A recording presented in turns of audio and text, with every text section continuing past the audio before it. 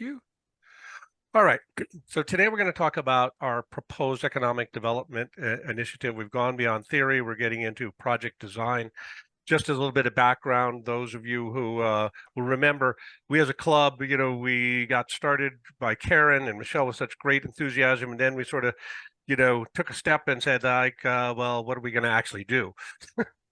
And then we made this significant strategic decision. We wanted to be involved with prevention, right? Dealing with, yes, there are lots of people need to be dealt with that are being injured, that of course has to be dealt with, but that's not going to stop the problem. Have to deal with prevention. And so that led to, on the one hand, a tremendous emphasis on education. It's one of the reasons why we're developing the branch system, right? So we can have more and more reach in areas where trafficking is taking place. But I did some research, and one of the things that I found is that there was quite a bit of correlation between lack of economic opportunity and being prone to being enslaved. It's not the only reason, all right? There are all kinds of things, particularly in developed world, where people are taken advantage of because of psychological vulnerabilities, et cetera. We all know, I shouldn't say we all know, it has been well documented how traffickers capture people online, et cetera. But as I think a number of our branch club members might recognize, that when you are starving, all right, or when you see that there's no hope in terms of where you can go, these messages, all right, can be extremely seductive and are a big cost. So with that, how are we going to do this? So we believe that economic development is one way to do this. So Mary, let's go to, the next slide.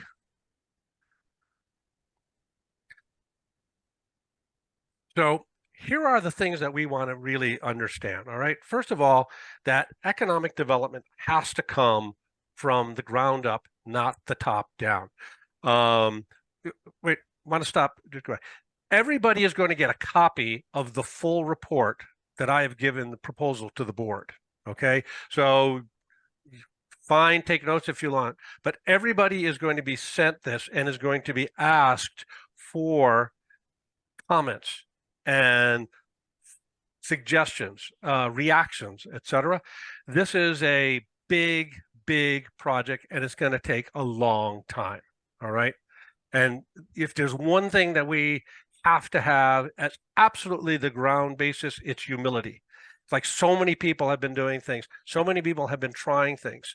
If you look around the world, if you're working in economic development, as I am, you'll notice that billions and billions of dollars have been spent without a whole lot of change in circumstances. So how do we think we're going to be different? Well, one of the things is, as I said, we need to come from the ground up. It can't be, some massive developed country idea dropped in. It has to be seeds that are planted. Another thing is that money is not the answer, all right? Money is part of the issue, all right, in terms of getting economic development going. But knowledge, all right, if you think about economic development, it's job creation. How are jobs created? Well, we can say that the state can create jobs, right? We can have governments create jobs. That's not really a sustainable model. Hasn't been proven to be sustainable over many decades. Generally speaking, it's businesses. And so the formation of businesses, healthy businesses that can grow, all right? And so our focus is on how we develop these businesses in environments which are very difficult. And that leads to this long-term thinking. I think I don't know much about the history of how the polio initiative got started. I'm thinking back in the 70s when this was rolled out, that somebody had a vision that said, this is going to be pretty tough. It's going to go longer than maybe any of us in this room. But we can see a way how this might happen. And I think that's the kind of attitude we have.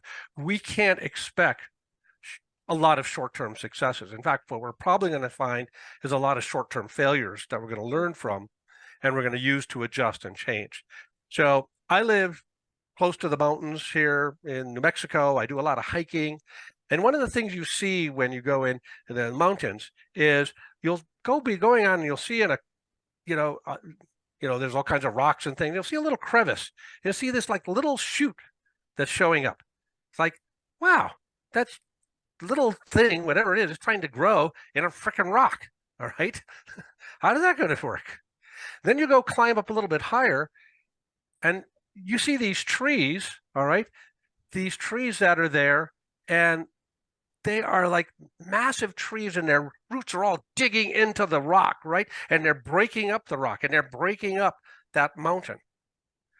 And that's the philosophy we have to take. All right. The obstacles that are facing us are massive. All right. There's a reason why economic development doesn't happen in a lot of these regions. All right. And one of the reasons is that there are a lot of people who benefit by pushing people down. All right. There's a lot of things that go around in this world where people benefit by not giving opportunity to others. So we're going to face all kinds of situations where I know of a situation where a woman went in Liberia, a former refugee, and she went in front of shea butter business, and as soon for the women in a village, and then the headmen of the village took it over. That's the kind of thing you're going to have to be aware of. You're going to have to be aware of what's going on, which is why it's so important to be down and from the ground up with local participation, etc. So we need to think very long term. And we want to understand that it is not just, oops, where are we going there? There we go. Thank you, Mary. There's a thing called conscious capitalism. When I send you my report, big long report here, I'm going to give you a link to that. And we're going to promote broad-based ownership. All right. The objective here is not to create a bunch of, wealthy people. I'm not against wealth. I'm a dyed-in-the-wool capitalist myself. All right. But I believe in that the broad-based ownership and a feeling that we want to deal with things and have everybody benefit from the system is what we want to do. Okay. All right. So let's look at the components of this program. Mary, next slide, please. All right. First of all, training is critical. All right. We know that one of the reasons why a lot of small businesses fail, I would say most small businesses, is they don't know what the heck they're doing. All right. They do things like they're selling something that nobody wants. All right. They don't know how to get out to the market. They don't know how to manage cash. Our club member, Colin Christensen, all right, has been putting through a system, he is a professional entrepreneur trainer. He's put together a system that links with micro-lending, and he's already tested this system through the Lend Hope Worldwide program, which has funded 150 entrepreneurs in 10 different countries. So we want to be using something. You'll hear me say this a lot. We don't want to reinvent the wheel, okay? We want to be using things that have proven to be successful and then tweak them, combine them, etc. All right, next slide. The other thing that I'm going to have to do is we have to have program management. All right, for this to be successful, we are going to really watch how things are going. Now, I make use of and believe in a program based on the book Lean Impact. I don't know if any of you have taken a look at this. Again, when I send you the report, I'll have a link to the book. Just to briefly, Lean Impact was based on a philosophy of how you take lean principles and apply them in a social impact world, written by a woman named Anmi Chang, who came out of Google, went to work for USAID, went to work for Mercy Corporation, and felt that there was a lot that was wrong in the social impact world.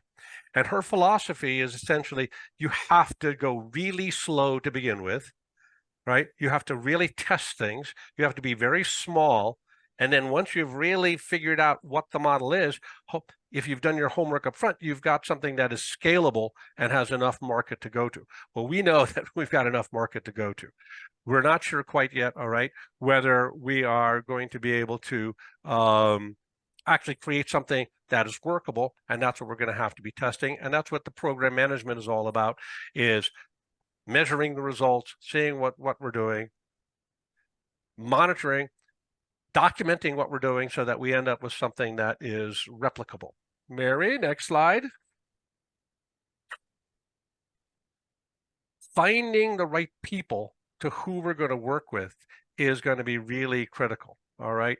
So wherever we're going to do this to start with, all right, this is where we're going to need local representation, because we're going to have people who don't want to just have a job, don't want to just have money. We're going to want people who want to be part of a vision.